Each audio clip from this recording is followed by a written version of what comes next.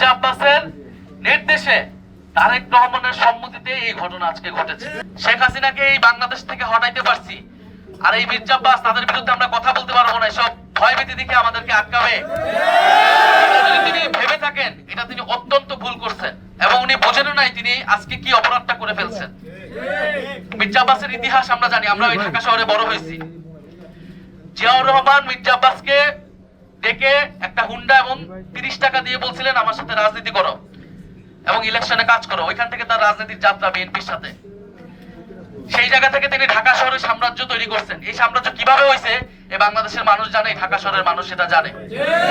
ওনাদের উচিত ছিল গণ অভ্যুত্থানের পরে জনগণের সামনে তাদের অতীতের সকল অপকর্মের জন্য ক্ষমা চাওয়া এবং তারপরে নতুন করে রাজনীতি শুরু করা। তারা জামাতকে অতীত নিয়ে অনেক কথা বলে, তাদের নিজেদের অতীত কিন্তু বাংলাদেশের মানুষ ভুলে নাই। 2001 থেকে 6 যে দুঃশাসন তারা তৈরি করেছে সেটা কিন্তু বাংলাদেশের মানুষ ভুলে নাই। ফলে অতীত ধরে কথা বলতে সবার অতীত ধরে কিন্তু আমরা কথা বলা শুরু করব। ফলে মির্জা আব্বাস সাহেবের প্রতি আমাদের আহ্বান থাকবে, অনুরোধ থাকবে, আগে যা করছেন সেই আচরণ যদি পরিত্যাগ করতে না পারেন তাহলে কিন্তু এবার নির্বাচনে এটার পরিণতি ভালো হবে না। এবং বিএনপির মির্জা আব্বাস সহ এই বিভিন্ন সিনিয়র নেতৃবৃন্দ তারা গত 16 বছর আওয়ামী লীগের সাথে আপোষ করে রাজনীতি করেছে।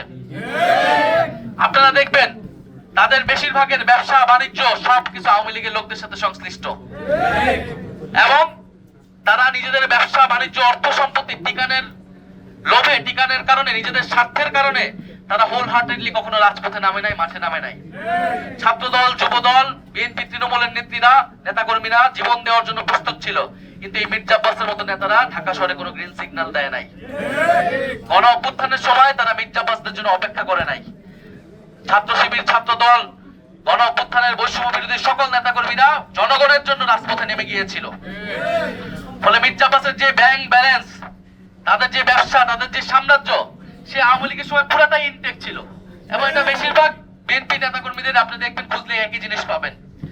একমাত্র ব্যতিক্রম ছিলেন বেগম খালেদা জিয়া। এই জন্য তাকে কি অবস্থা ছিল, কারাগারে তাকে মৃত্যুর মুখে পড়তে হয়েছিল। ফলে আমরা সেই অতীত ধরে কথা বলতে চাই না, বলতে গেলে অনেক কথা বের হয়ে যাবে। রাজনীতির মাঠে এসেছি, সুষ্ঠু নির্বাচন চাই।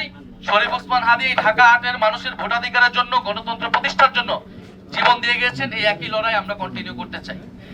কিন্তু আজকে যেটা হয়েছে এটা খুবই দুঃখজনক, খুবই ন্যাক্কারজনক এবং এটা অস্বীকারের চেষ্টা আরো বেশি ন্যাক্কারজনক। হাবিবুল্লাহ কলেজে একেবারে চিহ্নিত ছাত্রদলের ক্যাডার সন্ত্রাসীরা এটা পরিকল্পনা করে এটা করেছেন। মির্জা আব্বাসের নির্দেশে তারেক রহমানের সম্মতিতে এই ঘটনা আজকে ঘটেছে। ফলে আপনারা একদিকে ভালো ভালো কথা বলবেন স্টেজে উঠে, আরেকদিকে আপনারা আপনাদের যারা বিরোধী রয়েছে, প্রতিদ্বন্দ্বী রয়েছে, তাদেরকে আপনারা দমন করবেন সন্ত্রাসী কায়দায়, আওয়ামী লীগের রাজনীতিকে পুনর্বাসন করার চেষ্টা করবেন। এইটা আমরা বাংলাদেশে হইতে দেব না। ফলে আজকে আমরা হুঁশিয়ারি দিচ্ছি নির্বাচন কমিশনের প্রতি। আমরা দেখতে চাই এটার ব্যবস্থা তারা কি নেয়, কলেজ প্রশাসন এটার কি ব্যবস্থা নেয় এবং বিএনপি দলীয় ভাবে এটার কি ব্যবস্থা নেয়। এরপরে বাকি জবাব আমরা রাজপথে দিব, আমরা 12ই ফেব্রুয়ারি ইলেকশনে দিব।